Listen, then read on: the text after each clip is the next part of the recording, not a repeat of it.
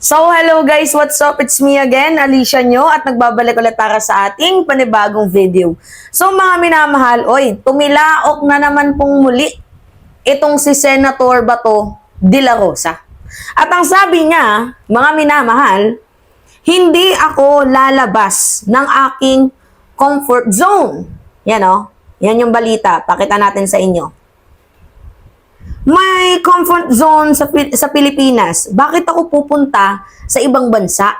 Dito ako sa Pilipinas, dito ako pinanganak, dito ako mamamatay sa bansa kong sinilangan. Wow tapang Samantalang noon, go ahead Trillanes, make my day. Ngak-ngak ka ng ngak-ngak. Sige, kahit ikaw pa yung magposa sa akin, sa ICC. Diba, ganun katapang noon itong si Senator Bato de la Rosa. And then, nung mga nakaraang araw, ang sabi niya din mga minamahal, hindi daw siya natatakot sa ICC. At sabi niya pa nga, bring it on. Diba? Gets ninyo mga minamahal? Parang si Duterte lang din. Matapang, sisipain niya daw yung ICC pag nakita niya. Ngunit nung nandito na nga po mga minamahal, ang ICC, abay, hindi niya naman po sinipa. Nung nandoon na siya sa hearing, Rodrigo Roa Duterte. Ganon siya, mga minamahal, kung magsalita. 'Di ba? Pero, eto nga, kagaya nga ng sinabi ko sa inyo, mukhang titilaok na nga talaga ng lubusan. Itong si Bato de la Rosa, kumbaga parang ilalaglag niya na ng tuluyan sa aking pananaw lamang. Itong si former President Rodrigo Roa Duterte, kasi ngayon si Digong powerless na. Si Digong wala ng kapangyarihan, alam niyo yan. 'Di ba? Kung saan yung mga DDS ngayon, 'di ba, question yung validity ng warrant of arrest ni former President Duterte, kung valid nga ba or hindi. Question ng mga DDS at inaaway nila yung gobyerno kasi mali daw po. Hindi daw po dumaan sa legal and due process yung paghuli kay former President Duterte. Tapos bigla-bigla itong si Bato de la Rosa, eksena. Ang sabi ni Bato, valid. Mga minamahal, valid naman daw yung paghuli kay former President Duterte. Ang hindi nga lang daw niya nagustuhan, bakit daw nakipag-cooperate yung gobyerno. So tinapos na ni Bato, mga minamahal. Si Bato de la Rosa na mismo ang tumapos.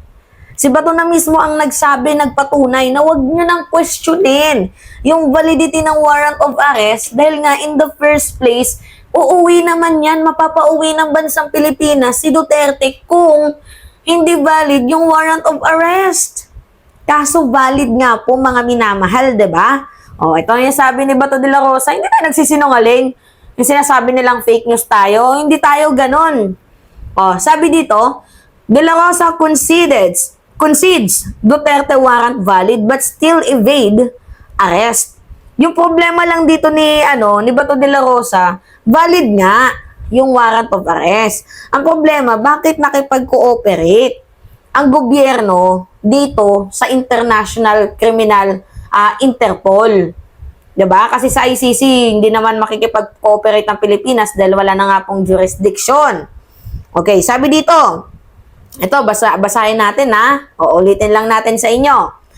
We're not questioning the validity of the warrant because Duterte is already in the custody of the ICC. Tingnan nyo, pinagkanuno ni Bato si Kadigungan. Ang sakit nun, no? Yung after buhatin ni Digong yung pangalan mo tapos ipinagkanuno mo lang. 'Di ba? Huwag mo na natin questionin yung validity ng warrant ba yan. Kasi nandun na sa kustudiya si Duterte. Diba, huwag nyo nang questionin. Dahil kung hindi valid yung warrant, abay, napabalik na sa bansang Pilipinas. Yan si dating presidente.